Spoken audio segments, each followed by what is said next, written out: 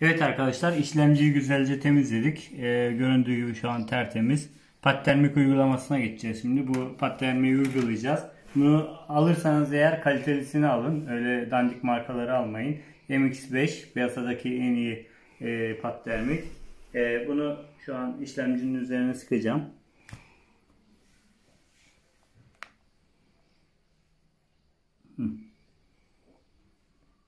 Bu kadar yeterli. Şimdi bunu biraz yayayım. Merhaba dostlarım, yine güzel bir videoyla karşınızdayım. Arkadaşlar, bu videoda elimizde bir tane PlayStation 4 Pro var. Bunun işlemcisi çok aşırı ısınıyor. Şu an sesi duyuyorsanız aynı elektrik süpürgesi gibi çalışıyor. Bayağı sessiz çalışıyor. İşlemciyi açacağız. İçindeki pad termiği değiştireceğiz. Yeni pad termik koyacağız. Ben hemen göstereyim size ses nasıl. Şöyle.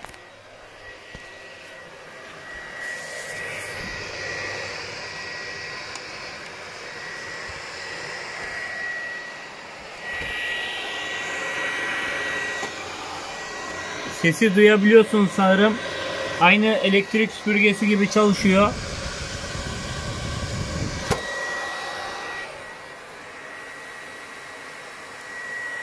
Şu anda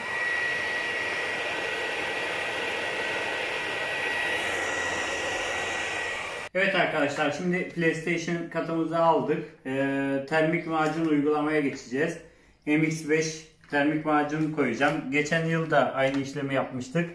Belli bir süre sonra bu içindeki işlemcinin üstündeki termik macun özelliğini kaybediyor. Kaybedince de tekrar böyle ses yapmaya başlıyor. Şimdi sökme işlemine hemen geçelim. Öncelikle şu arkadaki garanti bantını kaldıracağım. Altında vida var. Şöyle gösterecek olursam. Şuradaki garanti bantını kaldıralım. Altında bir tane vida var. Evet, şu kapağı alalım. Burada yine bir vida var. Buradaki hard diski çıkarmak için onu da çıkaralım.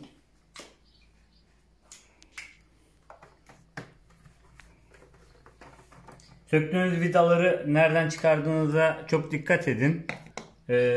Daha sonra uğraşmamak için hard diski aldık. Bunu yine yerine koyalım. Şöyle aldık. Şimdi vidayı sökelim.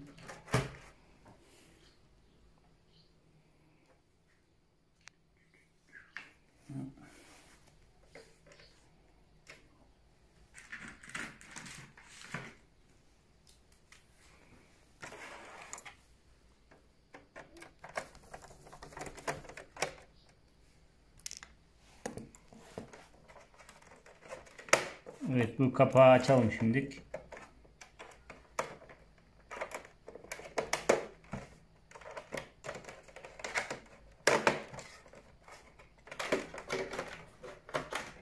Evet, kapağı aldık. Kapağı hemen şöyle kenara koyayım. Şimdi bir de üst kapağı da çıkarayım. Tam görebilmek için.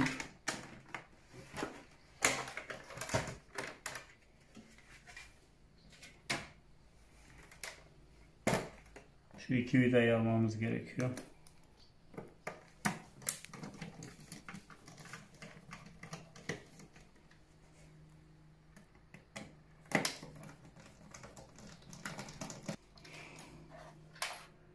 Evet, böylece kenara koyalım bunu.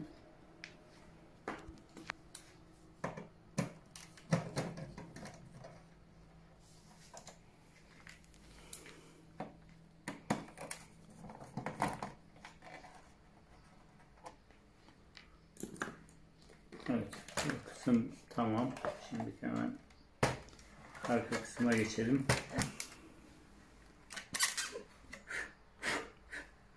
Tozlanmalar var.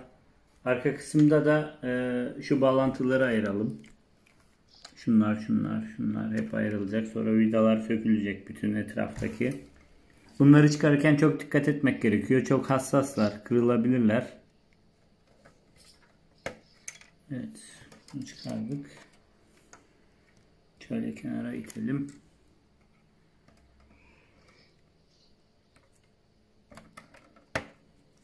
Bu da tamam. Bu da tamam. Şuralarda yine bağlantıları var. Şurada. Bunlar da şu şekilde şuradan kaldırdık mı çekiyoruz. Bunu direkt çekiyoruz. Şöyle. Bunu da direkt çekiyoruz. Yine bunu da direkt çekiyoruz. Bunu da direkt çekiyoruz. Buradakini de direkt çekiyoruz. Bu şekilde. Burada bir fiş var. Bunu da yanlardan şöyle, şurada tırnağı var. Bastırıp yanlardan oynatarak çekiyoruz. Bu da tamam. Evet, görünürdeki bütün bağlantıları açtık. Şöyle. Şimdi vidaları sökmeye geldi sıra arkadaşlar. Bu yıldız vidalar. Şuradaki yıldız vidaları sökeceğiz. Şurada torkslar var. Torksları alalım önce.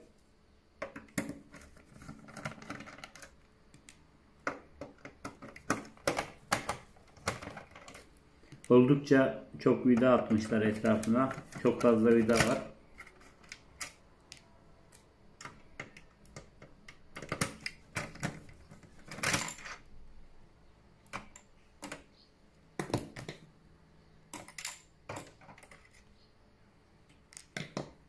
Bu arada bu Torx 8 numara Torx T8.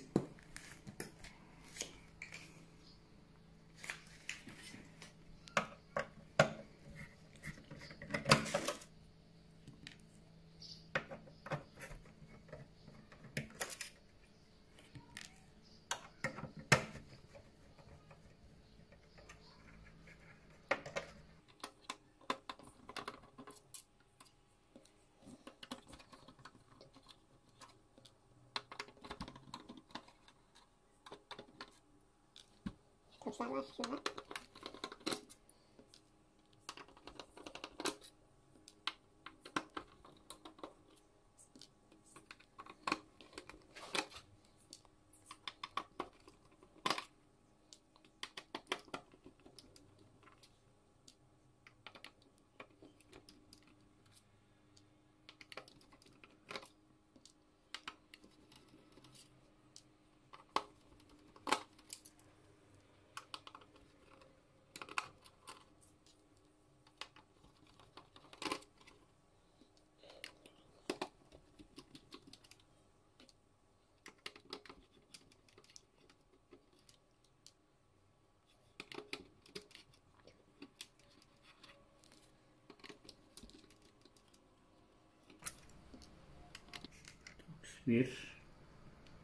Buradaki aldığım torksları bu tarafa koyayım.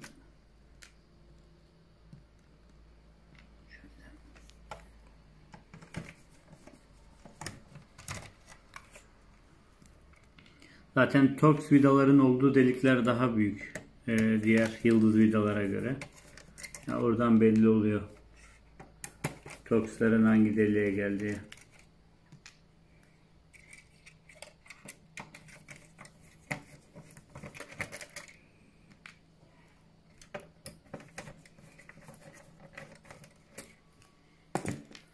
Evet, üstteki sacı kaldırabiliriz. Üstünü temizledik. Bütün şeyleri aldık. Bu sacı kaldırdığımızda şunu kenara koyayım. Geçen seneden üstüne yine pat koymuştum bu dirençlerin. Şuradaki bir tanesini kaldırayım. Göstereyim. Buradaki dirençlerin üstüne pat koymuştuk. Yine bunlar da soğutmaya yarıyor.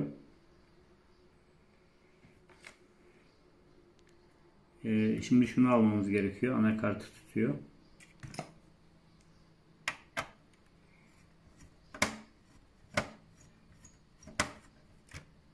Karşılıklı sökelim, fazla kasmasın.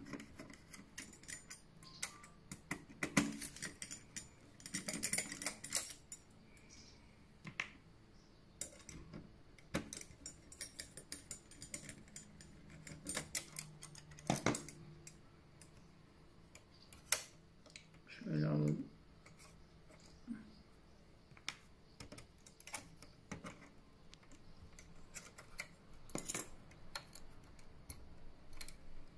Gelmek istemiyor. Şey kaldı. Alttan şeyi almadık. Onu almamız gerekiyor. Şurayı.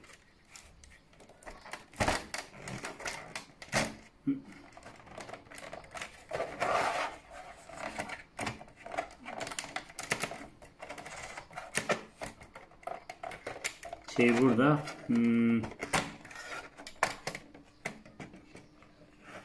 Evet, güç ünitesi. Fişi de burada. Anakarta bağlanıyor buradan kablosu, o yüzden bırakmıyor. Şuradan fişi çektik mi? Evet. Şöyle. Bu buraya geçiyor. Şimdi tekrar ters çevirelim. Şimdi anakart geri gelecek arkadaşlar. Evet. Geldi. Gördüğünüz gibi toz içinde. Tozlanmış. Şey de burada. İşte bahsettiğim macun. Macun işlemi uygulayacağımız yer. İşlemci. Burayı güzelce temizleyeceğiz. Bir kolonyalı bezle ilk önce temizleyelim. Yani mümkün olduğunca temizleyeceğiz burayı, tertemiz yapmaya çalışacağız. Ondan sonra yeni macunu uygulayacağız arkadaşlar buraya.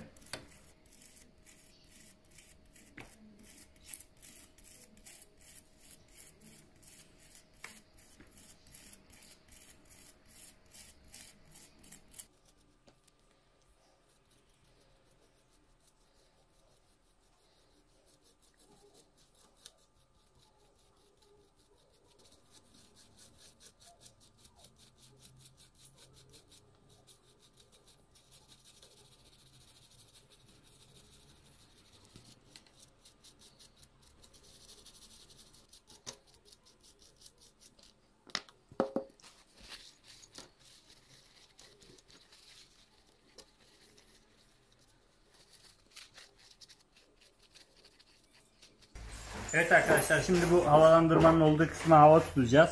Çünkü bu gözeneklerin içinde toz parçacıkları kalıyor. Onları güzelce temizlemek gerekiyor. Gördüğünüz gibi tozlar çıkıyor buradan. Ben hava...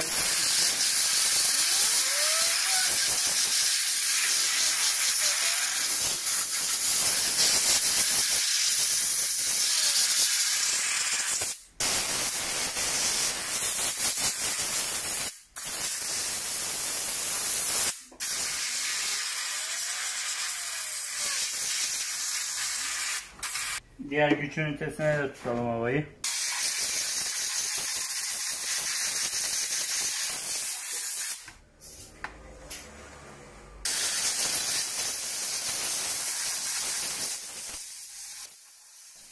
Evet arkadaşlar, işlemciyi güzelce temizledik.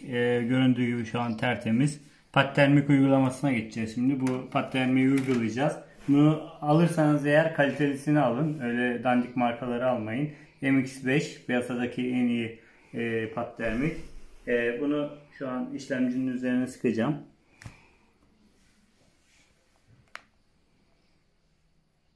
Bu kadar yeterli. Şimdi bunu biraz yayayım.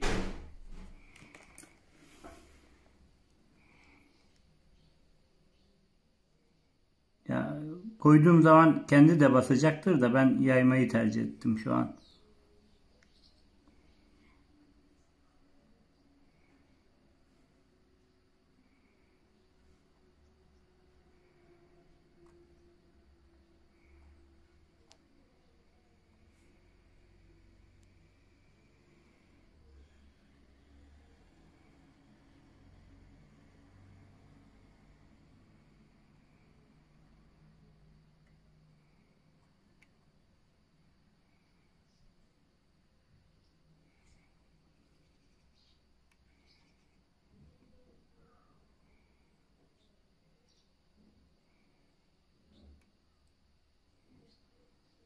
Evet.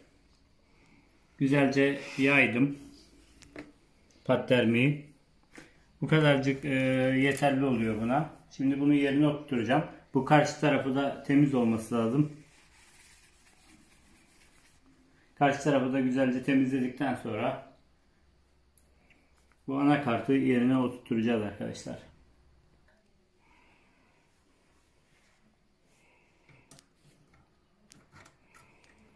Anakartı yerine oturtuyorum. Şuradaki şeyleri kenara çekelim.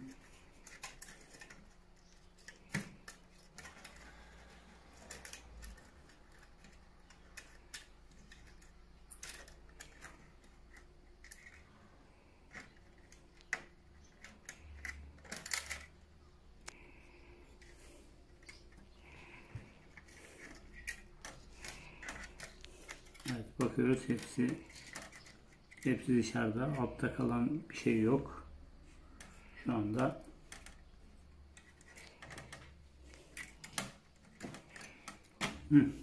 şu an yerine oturdu. Tam olarak şu an anakart yerine oturdu. Sökme işleminin tam tersini uyguluyordu arkadaşlar. Yine burada nasıl söktüysek sökme işleminin tam tersine söktüğümüz şeyleri geri takıyoruz yerine.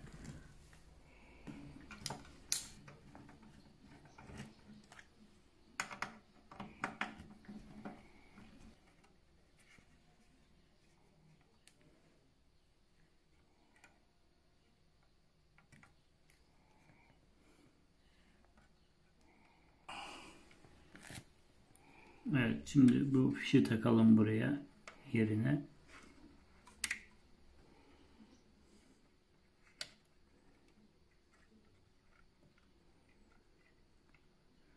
Evet, bu da oturdu.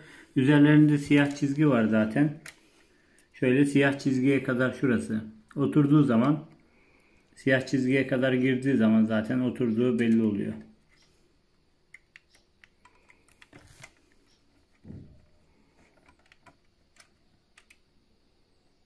Evet, bu da tamam.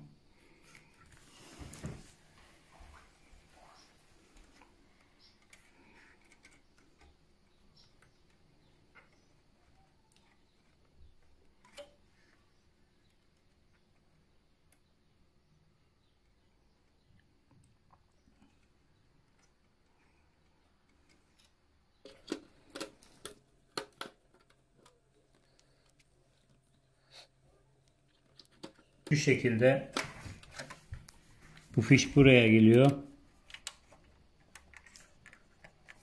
Şu şeyler de göstereyim ben. Şuraya giriyor arkadaşlar. Bu tırnaklar. Bunu da oturtturduk. Şimdi düz getirdiğimiz zaman zaten o tırnaklar buraya girmesi lazım. Evet. Düz oturtturmak gerekiyor. Evet, şu an düz oturdu. Tırnaklar oraya girdi. Buradaki vidaları atalım. Alttaki vidaları da sonra atarız.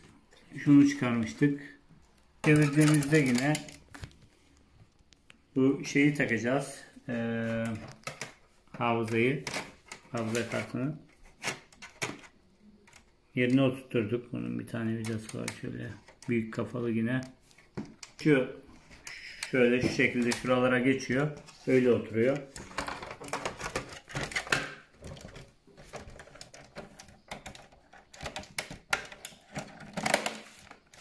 Evet. Tek bir vida kalmıştı. Bu da buranın vidası.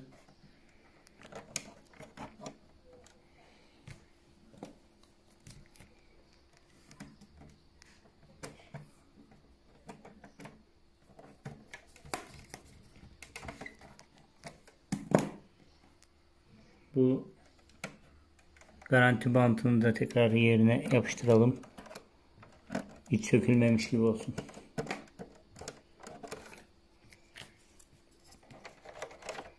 Şu kapağı yerine koyalım.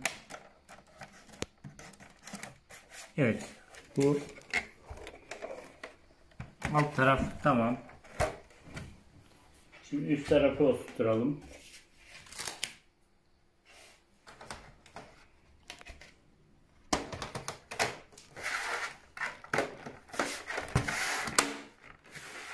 Evet, üst kapağı da oturtturduk arkadaşlar. İşlemi bitirdik.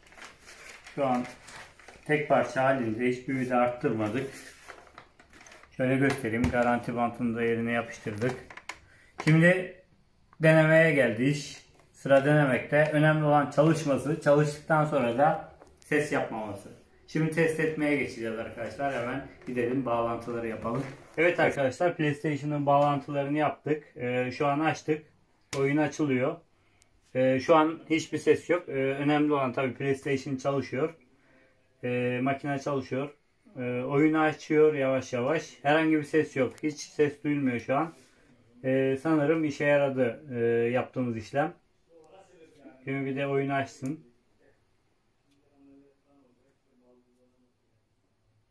Az önce göstermiştim videonun başında. Sanki elektrik süpürgesi çalışıyor gibi ses yapıyordu. Aynı burada. Aynen şu görüntüde.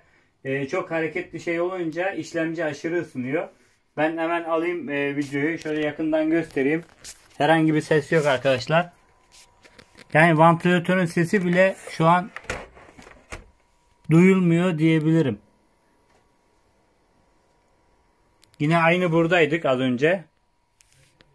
Az önce yani sanki elektrik süpürgesi yanınızda çalışıyor gibi ses yapıyordu. Şu an ses yok arkadaşlar. Yaptığımız işlem işe yaradı. Başarılı bir işlem oldu. Gördüğünüz gibi herhangi bir ses yok şu anda. 10 numara 5 yıldız oldu. Bunun işlemcisi çok aşırı aynı elektrik süpürgesi gibi çalışıyor. Bayağı sessiz çalışıyor. İşlemciyi açacağız. İçindeki pad termiği değiştireceğiz. Yeni pad termik koyacağız. Ben hemen göstereyim size ses nasıl. Şöyle.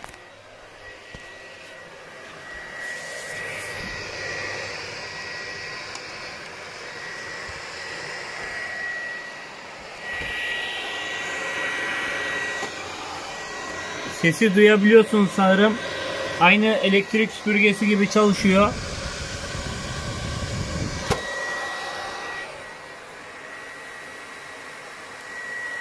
Şu anda. Evet arkadaşlar, kanalımda çeşitli videolar yapıyorum. Sırf amacım insanlara yararlı, faydalı bir şeyler gösterebilmek, yararlı olabilmek. Videolarımı beğeniyorsanız videolarımı beğenmeyi, kanalıma mutlaka ama mutlaka abone olmayı unutmayın arkadaşlar. Evet çocuklar. Nasıl? Memnun musunuz? Evet. Teşekkür ederiz. Ses yapıyor mu artık? Hayır. Yapmıyor. Çözdük mü? Evet. Aynen. Oynamaya devam.